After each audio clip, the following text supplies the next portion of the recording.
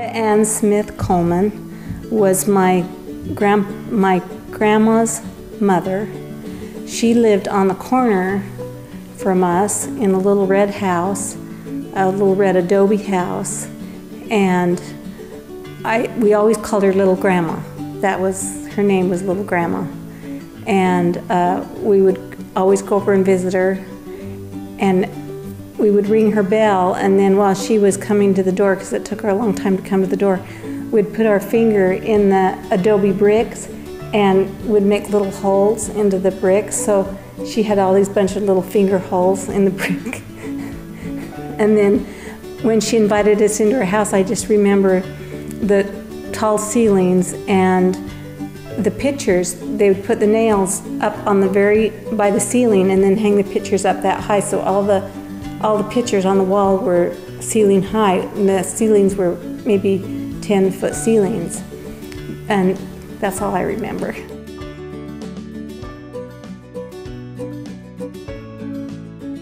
Joseph and Olive Biggs, and they lived in Draper, Utah.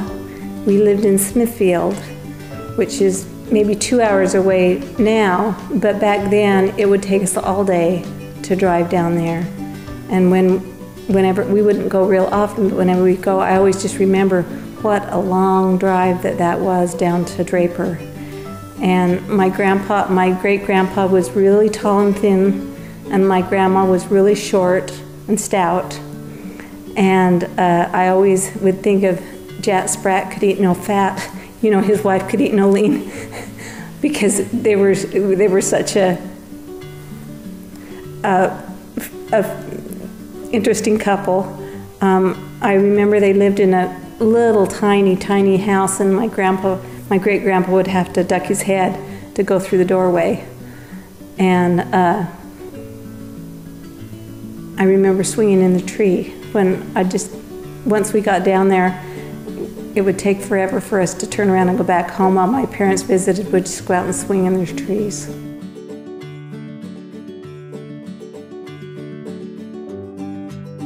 Her name was Bernice Wilcox Coleman, and she was a nurse. She had 2 sets of twins, and one of the twins was my mom.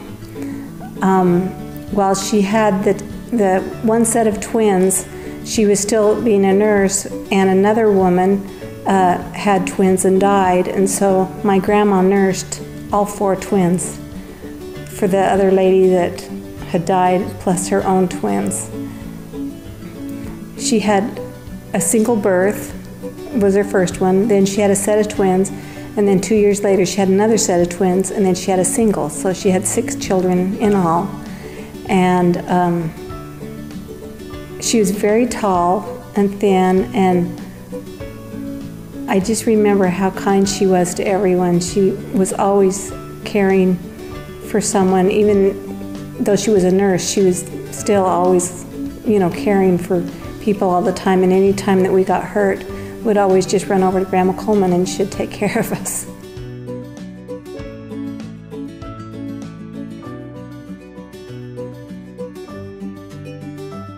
His name is Irvin William Coleman. He was a farmer, and we grew up right across the street from them, so I knew them very, very well. My grandpa always used to, every evening, he'd drive out to the fields, which was outside of Smithfield, and would always get on the back of his truck and ride the truck out to the fields with him, and that was our favorite thing to do, is go out to the fields with him. And he'd have his truck full of peas, and would just sit on the pea truck and ride to the field with him.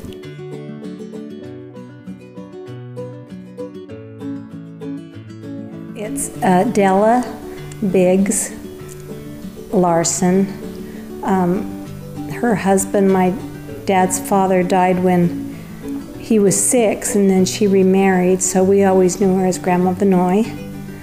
And that marriage didn't last very long. That second husband died too, and so most of my grandma's life, she was a widow. She loved flowers. She loved to garden. Her garden, her entire yard looked beautiful all the time. She grew beautiful roses, beautiful iris, and I still have some of those starts that she gave me that I've taken from home to home that are her original starts in her yard. She was really smart at everything about gardens. She could tell you anything that you ever wanted to know about gardens. She always had sugar wafers, the sugar cookie wafers. She always had those at her house, so every time we went to her house, she'd always give us those. And so every time I see those, I remember my grandma. Okay, my mother was Shirley Coleman Larson. She, because she married my dad right when after she graduated from high school. She didn't ever work outside the home, but she always helped my dad with his business. Once he started in his TV business, she was home all day long because she had to be there to answer the phone calls and then relay the messages to him so that he could make all the calls to fix TVs. And then if people come to look for new TVs, then she would be there and go over and open the shop so that they could go in and choose a new TV. So she was always home for us, but she was always had a job too. She sewed all of our clothes. I didn't ever have anything bought until I was probably a teenager because she made everything that we wore. She was a very good seamstress. She made all of our wedding dresses for the 3 girls and continued to sew and do a lot of things until just a few years ago. My dad was Garth Snow Larson. He was in the Army. When he came home on leave, he met my mother, and they got married when he was 20 and my mom was 18. My dad was really a hard worker because he'd lost his dad when he was so young. He'd worked and taken care of his mom for a lot of years. He was really ambitious. He went to school, electronic school, to learn how to repair TVs. We were one of the first in Smithfield to have a TV, a color TV, and my dad opened his own TV repair business. For a while it was out of our garage, and then eventually he built a shop on the corner, and he had a very successful TV business. He was so honest that people would call him on the phone and say, "Would you come and fix my TV? I'm not going to be home, but I'll leave the door open." And so he'd go to their home, fix their TV, and they'd leave a check on the table for him, or a cash, whatever, and he would go in their home and fix the TV and leave. And he did that a lot, and he was always known as one of the most honest businessmen that everyone really trusted him, and he was very honest. Another thing about him is he paid cash for everything. He never had a credit card. He never borrowed money. They saved for their first home. They paid cash for. They always paid cash for all their cars. They didn't ever borrow any money, ever. And my dad was really smart at investing money. Over the years, he wanted to make sure that my mom and he were taken care of so that they wouldn't be a burden to his children. And so he always made sure that everything was taken care of. And when he passed away, everything was in order. Everything was exactly how it should be, and made it really easy for us children. This is a story I actually told Julie just recently, but I had a good friend, her name was Mary, and she lived on the very west side of Smithfield, and so I would ride my bike down to her house, and then we would both ride our bikes to Amalga, which was about maybe 3 or 4 miles away, and would go to the cheese factory and get an ice cream cone. And then we'd go to the Bear River. There's a dam, and we'd sit there. It was sand, it's like a sandy beach. We would sit there and eat our ice creams and cones, and we'd play there for most of the day. And then when evening came, we'd get on our bikes and would ride home again. My parents never worried about me. You know, we just felt really safe whatever we did. I enjoyed high school. It was part of the pep club, and I had a lot of good friends that would travel all over and had a good time in high school. The one thing that I do remember is from the time I was a little girl, I always loved to draw, and I loved art, and I would draw on anything I could find. My loose leaves, the old loose leaves that were covered with denim, blue denim, I would always cover those with drawings. And when I got to high school, my parents told me that drawing was a waste of time, that I could never make money doing art, and so they wouldn't let me take any art classes. I took all the secretarial classes. I took shorthand, typing, business machines, and I hated them all. And so while I was in high school, they were advertising that there was a scholarship for the LDS Business College, and they had a department that was fashion merchandising, and that's what I wanted. I wanted to be in fashion merchandising. And so I applied for the scholarship, and they had me come down and test for it. And I remember my mom and dad saying, well, how can you test for this scholarship when you haven't taken any art, you haven't had any drawing or anything? And I went down and I took the test, and I actually got the scholarship. And that was the only way that my parents would let me take art classes when I got into fashion merchandising, because I had won the scholarship. Otherwise, I probably would have gone to secretarial school. Okay, well, I was going to school down at LDS Business College in Salt Lake, and he was off of his mission and living at home. I had a girlfriend named Mary Ann, and she wanted to set us up because her boyfriend was friends with Mike. I was actually waiting for a missionary, but I decided that I would date him when I come home on the weekend. So we went out on a date, and we went to a movie. It was, you know, it was fine. We only dated when I would come home for a weekend, maybe once a month would date, or if he would come down and see me, we would date, but we weren't very serious, and we dated like that for about a year.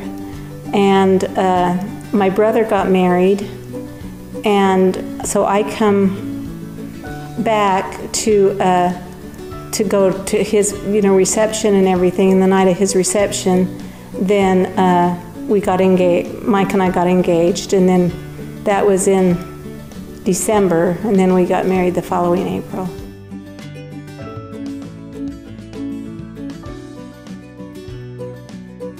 And one time my friend Wes Roundy from Cass Junction, one of my best friends, we decided to go down and date Cindy and her friend, and he would date her. You know, so we went down and dated. So it got a little more serious then when I went down there to see her. And then finally we decided to get married. And how I gave her my ring, I was really shy. I didn't dare give it to her in front of her face. You know, I was too nervous, so I gave it to her sister Pam to hide it by her room. When she'd get up in the morning, on her desk there, it would be sitting there with the ring be sitting on her desk. And so I guess Cindy could probably tell you that story about that, but evidently she got up and the ring was there, and I wasn't there, which I was glad, you know, and then she said yes, that she would marry me, and I'm really happy with her. I love my wife, and she's been really good to me and my family, raising my family, and we're just like friends, you know, buddies now. Not so much, I mean, you know, husband and wife, except we're kind of friends where we go to theater and other things together all the time, and that makes it nice, the marriage that way, so too. So.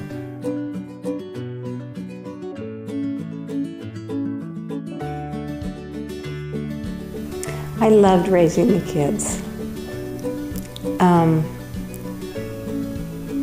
I loved having children.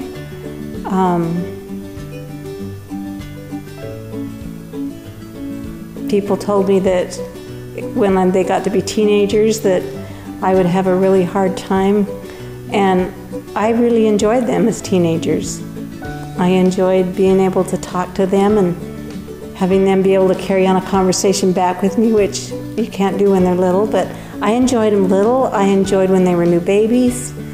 I just really loved being a mom.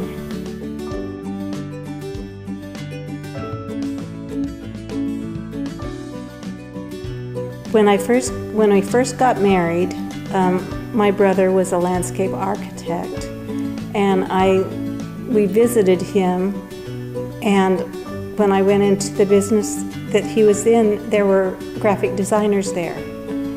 And when I saw the graphic designers and I saw what they were doing, I knew that's what I wanted to do. I didn't know how I would go about it. I didn't know what I needed to do, and so that was my goal, to be a graphic designer. So over the years, I would look into that, and I happened one day to see a newspaper ad advertising for a graphic designer. And so I called them and I said, what qualifications do I need to be a graphic designer? And they went through the qualifications, and so I called up a friend of mine and said, how can I get this training? And so they connected me with someone at Utah State, and they told me exactly what I needed to do, so I decided I would go back to school.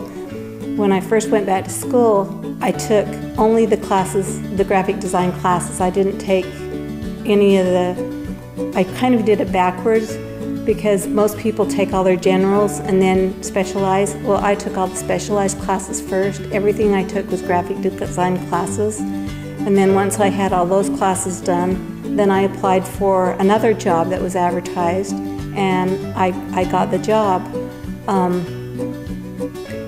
I wanted to work only part-time because my children were still little, and this advertisement was for full-time work, and I prayed and prayed, and I just felt like I should take the job, and I really didn't want to take the job because it was full-time, but I said I would take the job. Well, when it come right down to me being hired, they called me back and said, oh, we made a mistake. This is only a part-time job. It's not full-time. Do you still want it? And of course I did. So I started out just 4 hours a day. Tricia was the only one that wasn't in school. And so I took her to the university. They had a little play group up there, and she would go to the play group while I worked for those 4 hours every day. And then once she got into school, then I worked a few more hours. I stayed at 20 hours a week for several years. Once I got to the point where I wanted to get a raise and do better in my job at the university, they said, well, if you have a degree, then we'll make you a professional employee, but we can't make you a professional employee unless you have a degree. So at that point, I went back to school and took all the generals and all the classes that I'd skipped before that weren't graphic design. I went back and took all of those and graduated. That was about 12, 13 years ago.